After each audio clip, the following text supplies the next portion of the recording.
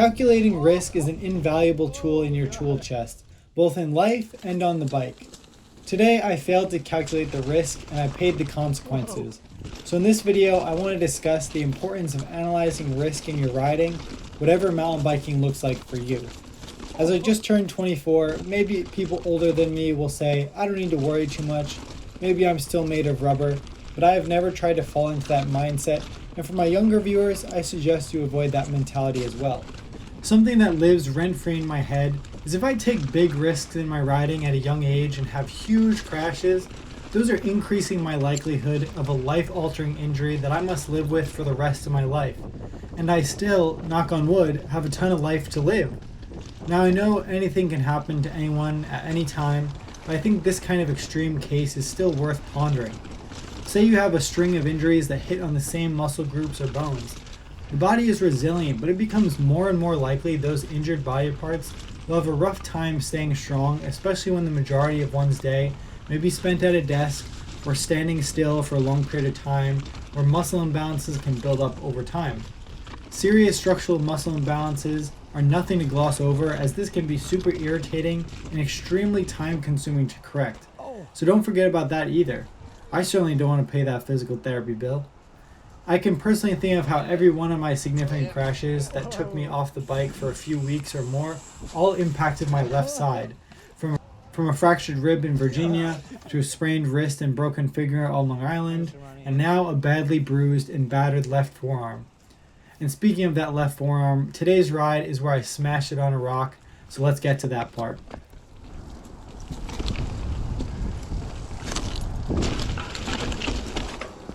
Whew. That was scary. We were working through a new line at one of the local spots and the conditions were really good. Good weather, good dirt, dry rocks. The only bad part was there was a lot of wind. Yeah, I gave it a little pop and I still barely made it. Wait, did you go to the right too? No, I'm right here. Yeah, I mean, but that's way further right still I thought you would go. Yeah. But we were taking our time, doing run-ins and scoping everything out. But sometimes the stoke from conquering a feature can blind you to the risks sitting right in front of your face. As we worked our way up the series of 4 drops, I kept stacking wins, using sticks to line up my takeoff point, and strategically picking my landing spots. However, the 4th drop at the bottom, that which I literally said was no big deal, was what would bite me. It had the flattest landing of all of them and was angled upwards to the left like a shark fin, so you needed to line it up correctly in order to keep the drop small. As much as I've been loving the Fugitive, I think the fork desperately needs some volume spacers. Oh, heavy. And I didn't put them in for this ride yet. I wish I had gone off that with a little more speed to get, to... I don't know, I heard a giant kerplunk noise.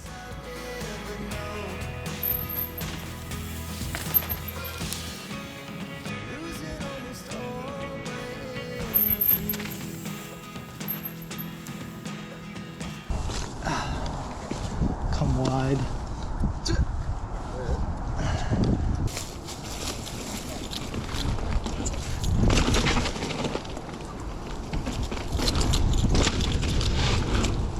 Oh.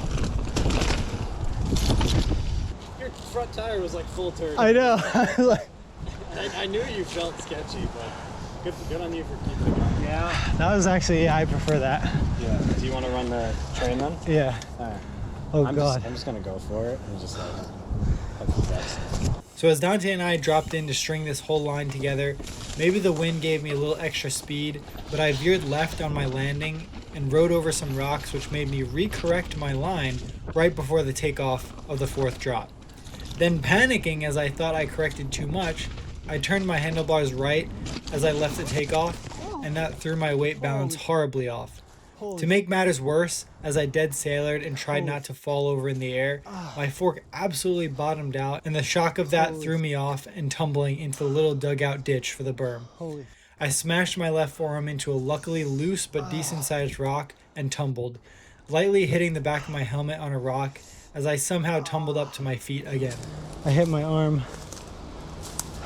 and my head. I hit my arm and my head. How you feeling? That Looks bumpy, but can I see your other elbow for reference? Yeah, definitely swollen. Bro, Don't try and bend yet, but like, how do you feel movement-wise? Hurts? Ooh. Yeah, well, probably. Yeah. Bro, I like, Off the line. Yeah. I kind of yanked for it. Mm-hmm. And you I dead sailed a little? Yeah. Okay. Why'd I have to go inside?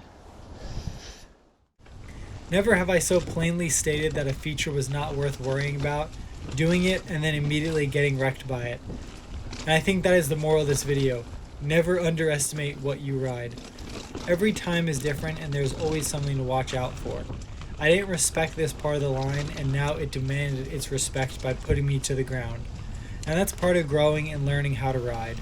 So hopefully you enjoyed watching this one. And remember, stay venturing, my friends.